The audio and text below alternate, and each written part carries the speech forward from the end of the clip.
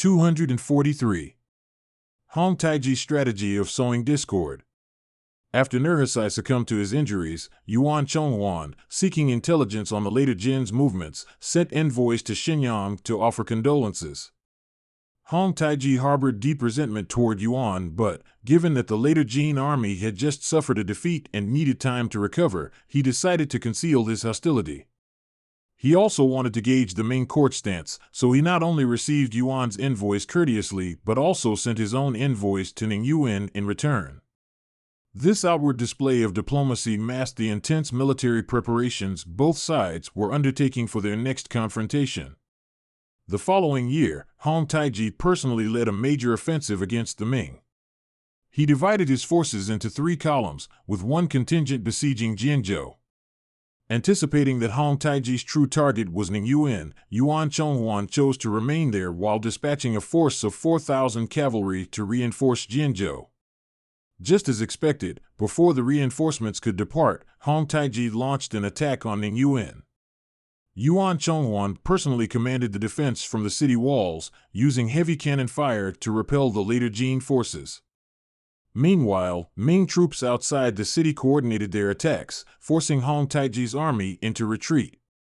Hong Taiji then redirected his assault on Jianzhou, but the city's defenses were tightly secured. As the weather grew warmer, the morale of the later Jin troops declined, forcing Hong Taiji to withdraw. Despite Yuan Chonghuan securing yet another major victory, the eunuch faction under Wei Zhongxian falsely claimed credit for the success. Worse still, they accused Yuan of negligence for not personally leading the relief force to Jianzhou. Realizing that Wei Zhongxian was intent on making things difficult for him, Yuan had no choice but to resign. The rise of the Chongzhen Emperor. In 1627, the corrupt Tianqi Emperor died, and his younger brother, Zhu Yujian, ascended the throne as the Chongzhen Emperor. Unlike his predecessor, the Chongzhen Emperor was well aware of Wei Zhongxian's extensive crimes and the deep resentment he had provoked among the people. As soon as he took power, he declared Wei Zhongxian guilty of numerous offenses and exiled him to Fengyang. Knowing his fate was sealed, Wei Zhongxian took his own life before reaching his destination. With the eunuch faction weakened, the Chongzhen Emperor worked to rectify past injustices. He rehabilitated figures like Yang Lian and Zhuge Guangdou, who had been falsely accused under Wei Zhongxian's rule. Eager to revitalize the empire, he sought to recall capable officials. Many court ministers urged him to reinstate Yuan Chonghuan.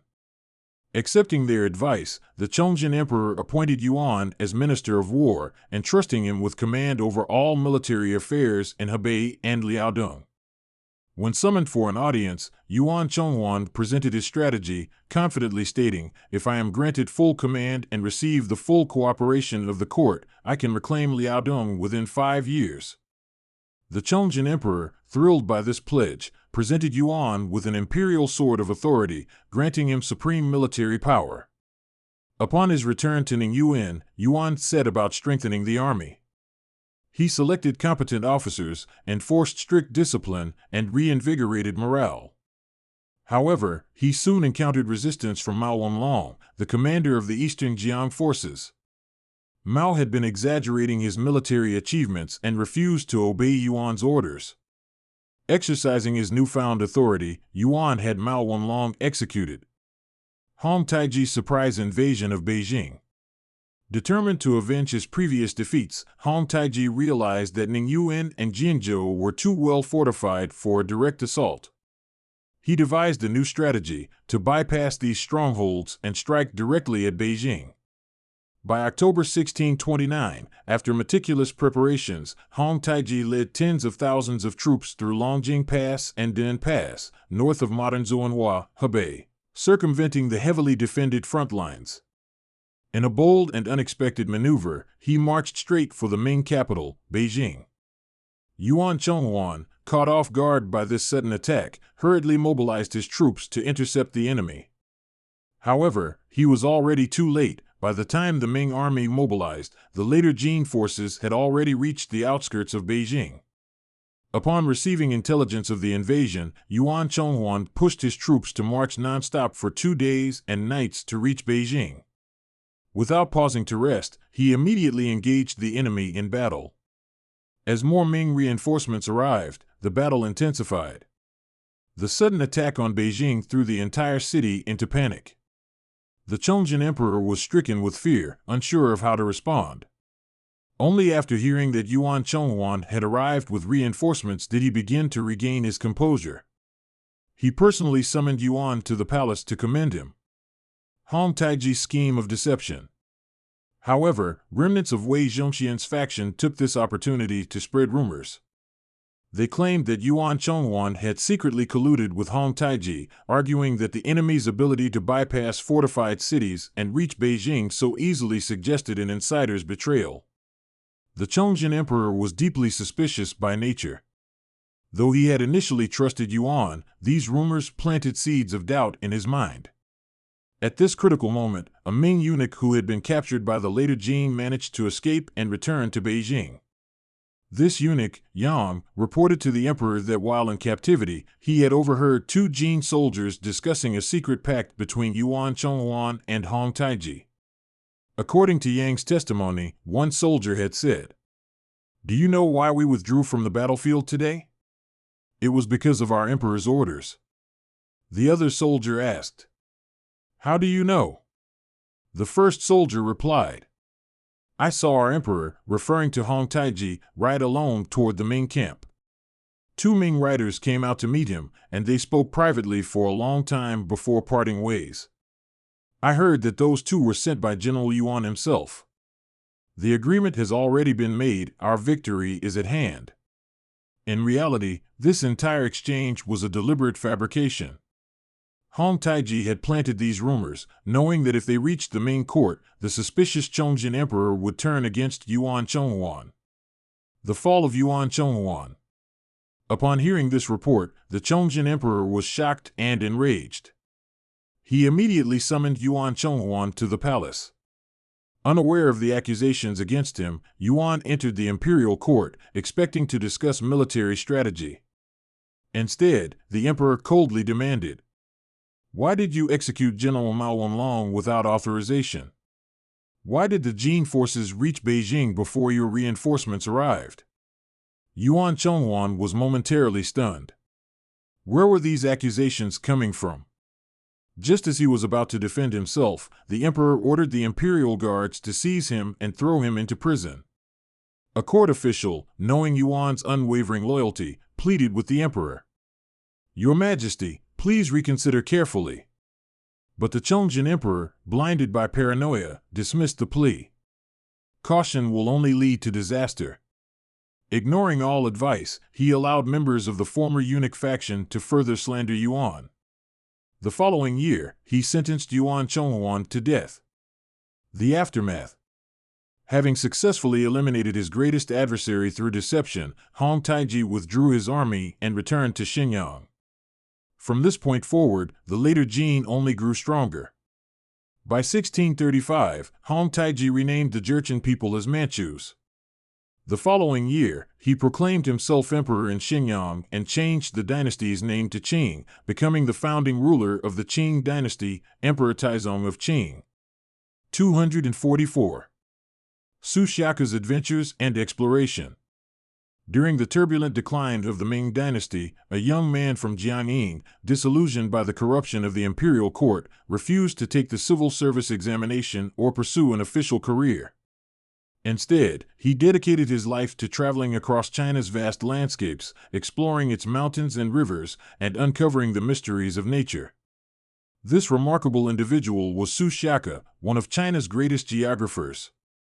Su Xiaka's real name was Su Hongzhu, while Xiaka was his courtesy name. From an early age, he was deeply fascinated by books and maps related to history and geography. While attending a private school, his teacher would urge him to study Confucian classics, but he often hid geography books beneath them, secretly reading them with rapt attention. When he came across something particularly fascinating, he couldn't help but become animated with excitement. At the age of 16, Su's father passed away.